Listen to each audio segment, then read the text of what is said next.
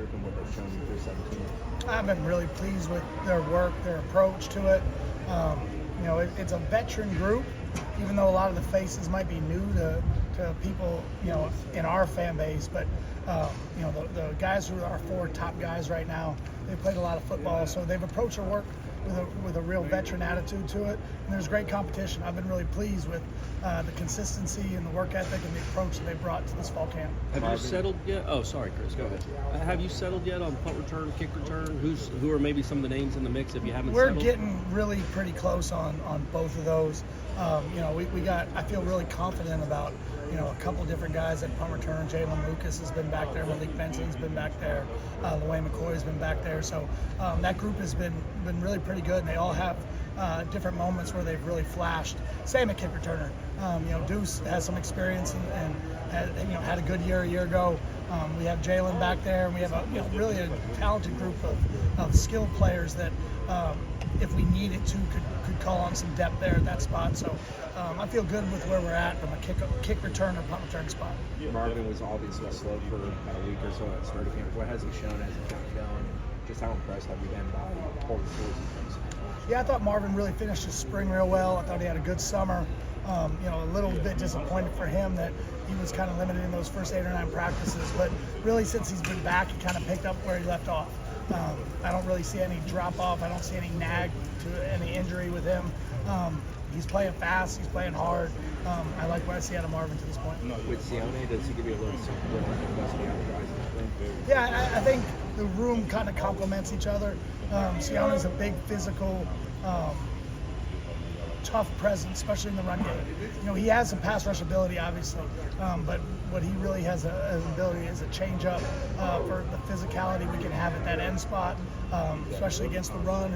And I like what he's done so far. He's a great person and a great worker. Do you foresee Aaron Hessler being a part of the rotation and getting on the field? I do. What we typically do is we have 5 guys that are kind of in that ready rotation. The thing that's unique about Aaron is I do think he brings a legitimate pass rush skill set. Not that he isn't good against the run, because he is, but he does bring a skill set in the pass rush, and I do think we're going to be able to utilize him and get him kind of in that rotation, get him a role within the defense. What kind of challenge? Georgia Tech's running game, they were very good at it last year.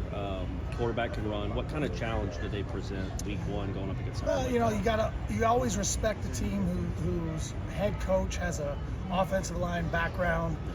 So you can tell that the emphasis is going to be that they're going to establish the run game. They're good at it. They have the stretch schemes, they have the gap schemes, the counters, and they have the quarterback run element off of it. So you got to be really aware of your role, your responsibility in doing your job. And that's really been the major point of emphasis for our guys as we started our preparation for them and how we're going to defend the run. And we know it's going to be a challenge, but I think our guys are very excited about that challenge. Pat's obviously really well established here, but what have you been impressed by with regards to him in the preseason? Pat, I think there's 2 elements that I've been really, proud of Pat's growth and development. Number 1 is he's working as if he's a backup. When he's out there, he's trying to be the best version of himself. He's not looking at it as I've already kind of established my role in this program and I'm just going to kind of get through camp. He's working, so that's number 1. But 2, he's taking a leadership role within the unit, which is something that he's never really been asked to do before because of some of the other guys that were in the room. But now it's his room, it's Josh's room. It's those guys that it's their time to step up and take some ownership, and they've done a nice job with that. You talk about 4 or 5 guys in that room. I think Byron Turner is one of those that you're considering that. What has Byron done to continue to develop and do something? Byron has improved in every aspect of his life. And, it's probably kind of sounds silly to someone maybe that is hearing us talk for the first time, but we believe in this program that everything you do is tied together.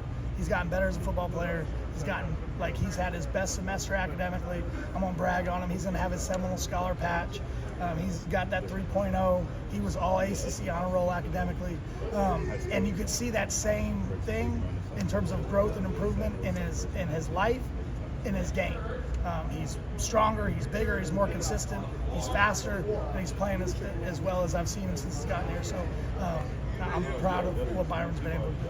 How much does it help when you have a head coach that cares so much about special teams? And I'm talking about specifically like today. Like he's invested, he's involved, he's coaching.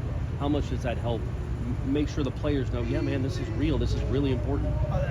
Having the head coach investment in special teams, I think, is probably the most critical part of establishing the culture of special teams.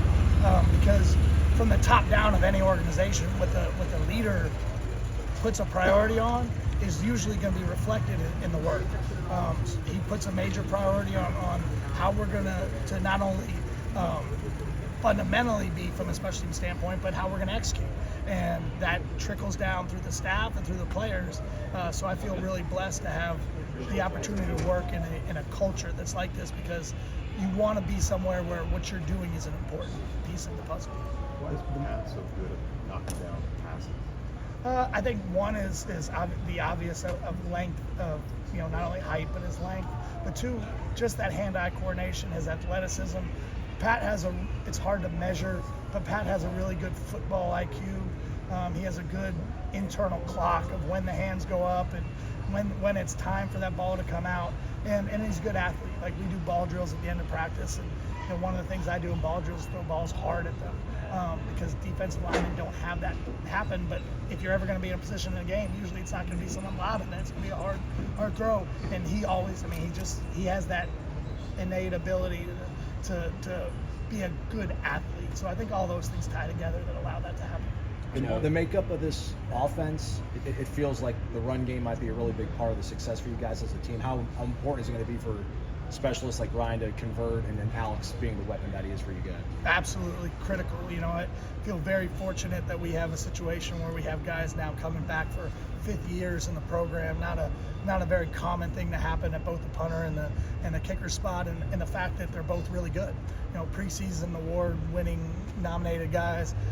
So I think they're poised to have the best year they've ever had here, and everything that's happened in fall camp at this point is leading me to believe that that's going to be the case this year. I presume you're not counting on him this year, but D.D. Holmes, what has he shown you since his arrival? How has he done just progressing with each and every practice?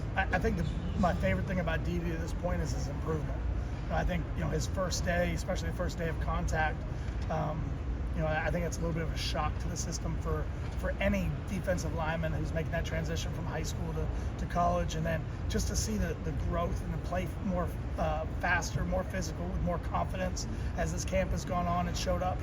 He played with the second group in majority of the scrimmage last week just because of how we were rotating guys. And, he held his own in every way, and I thought he did a good job. Thanks, Coach. Yep, thank you. Thank you.